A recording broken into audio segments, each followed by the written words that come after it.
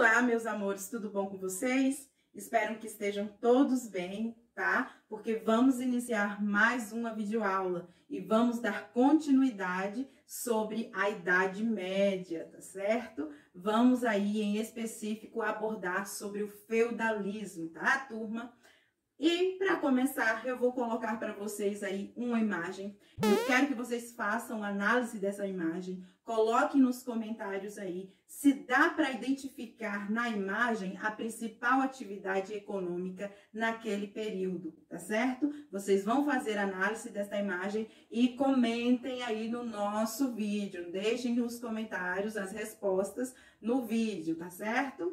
E para iniciarmos, meus amores, lá por volta do século X e XIII, os historiadores ali, eles fizeram análises, pesquisas e identificaram que a Europa Ocidental tinham semelhanças, tá? E a partir daí, meus amores, eles criaram, né, conceitos, tá? Um deles foi o do feudalismo, tá bom? E nesta videoaula, né, vamos tomar como referência o historiador francês Jacques Le Goff. Ele é especialista em Idade Média e a partir dos conceitos, né, das ideias dele, vamos entender como se deu essa transição para o feudalismo, vamos entender as questões políticas, vamos entender também outra questão que era da sucerania e da vassalagem, tá? Vamos abordar tudo isso nesta videoaula. Então fiquem ligadinhos aí e prestem bastante atenção nos próximos passos. Então, turma, embora que o feudalismo seja um sistema que caracterizou ali diversas regiões da Europa Ocidental entre os séculos ali 10 e 13, podemos dizer que suas instituições resultaram ali na longa gestação, mesclando elementos romanos e germânicos. Da herança final ali do Império Romano, podemos destacar o colonato, que era um sistema ali de trabalho servil, que desenvolveu ali com a crise do Império Romano, né? Quando os escravos e os plebeus empobrecidos, eles passaram a trabalhar como colonos em terras de uns grandes senhores, e o proprietário, né, oferecia a terra e proteção ao colono, recebendo também o rendimento ali do seu trabalho, né? E nesse processo aí, de uma forma geral, as cidades, elas perderam a importância, né? E com o tempo, o campo começou, né, a ser mais valorizado, principalmente com a atividade agropastoril. Para entendermos melhor, no final ali do período imperial, a administração romana não tinha mais condições de impor suas autoridades nas regiões. Lembram que já estudamos aí, né, que o Império Romano dominou várias regiões? Então, já nesse finalzinho aí, já não estava em condições de impor as suas autoridades, né? E com esse enfraquecimento, turma, o poder central, ele conduziu à ampliação do poder local dos grandes proprietários de terra. Agora, para falar um pouquinho sobre a herança germânica, né, podemos citar a economia agropastoril, né, que era a base ali da economia germânica, era a agricultura e a criação de animais, sem ter ali a preocupação de produzir excedentes, né, para comercialização. Também tinha os comitatos, né, que era a instituição que estabelecia laços de fidelidade entre o chefe militar e seus guerreiros, e também, né, os benefícios, que era uma instituição ali pelo qual os chefes militares carolíngios, eles concediam ali seus guerreiros, né, como recompensa, davam ali posses e terras, e essas terras, elas foram chamadas ali mais tarde de feudos, né, em troca ali do benefício, oferecia aí a fidelidade ao seu trabalho e ajuda militar ao senhor.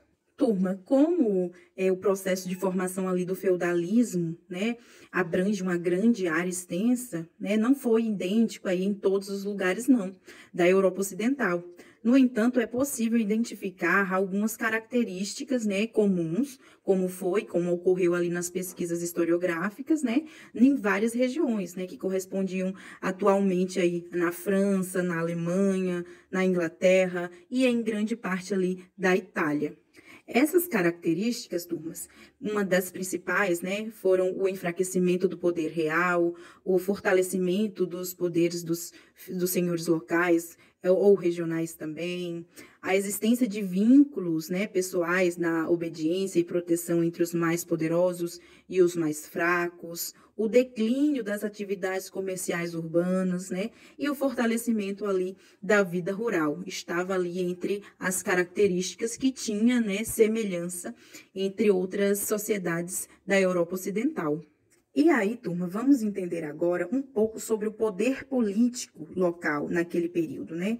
Aí, durante o feudalismo, né, com o enfraquecimento ali dos governos centralizados na Europa ocidental, esse poder político era controlado ali pelos senhores feudais.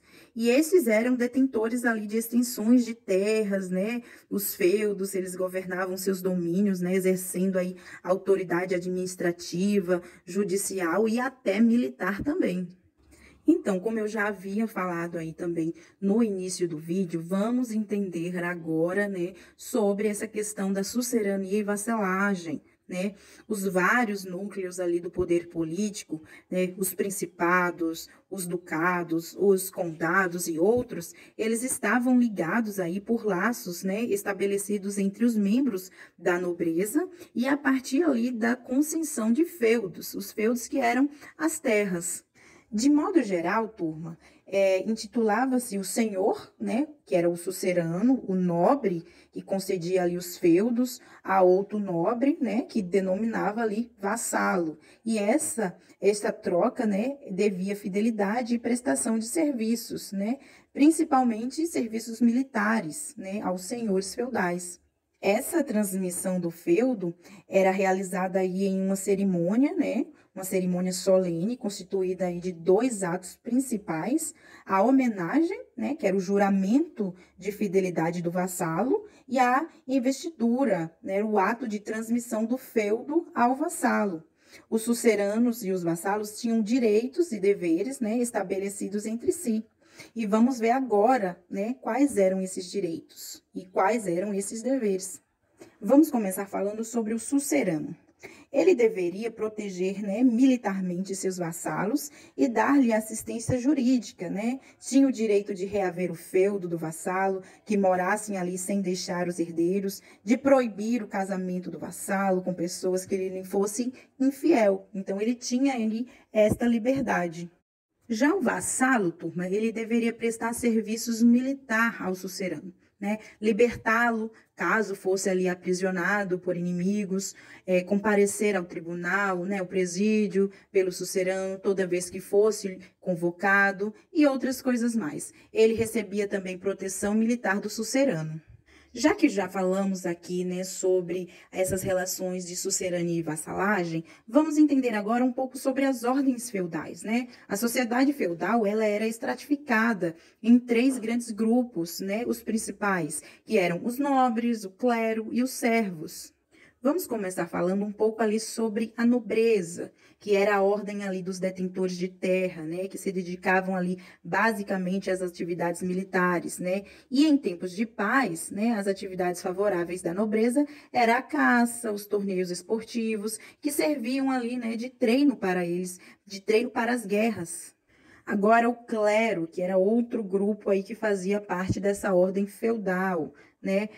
Pessoas ali que faziam parte, né, da igreja, que se chamava aí do clero, eles se destacavam, né, como dirigentes superiores, né, como os bispos, os abades, os cardeais. Os dirigentes da igreja administravam ali suas propriedades, tinham grande influência política e ideológica também sobre toda a sociedade ali no período feudal. E por fim, turma, vamos falar agora sobre os servos, né? Que eram ali os trabalhadores. E esse grupo, galerinha, era composto ali, né, por grande parte, né, dos camponeses, a maior parte ali nas condições servil. Eles realizavam os trabalhos necessários, né, para a subsistência da sociedade. A condição do servo implicava uma série de restrições, né, a liberdade, principalmente. Os servos, eles recebiam do senhor o chamado manso servil, que era um lote de terra para o cultivo, no qual ele retirava ali, né, sua subsistência. No entanto, os servos, eles eram obrigados a pagar taxas ao senhor, né?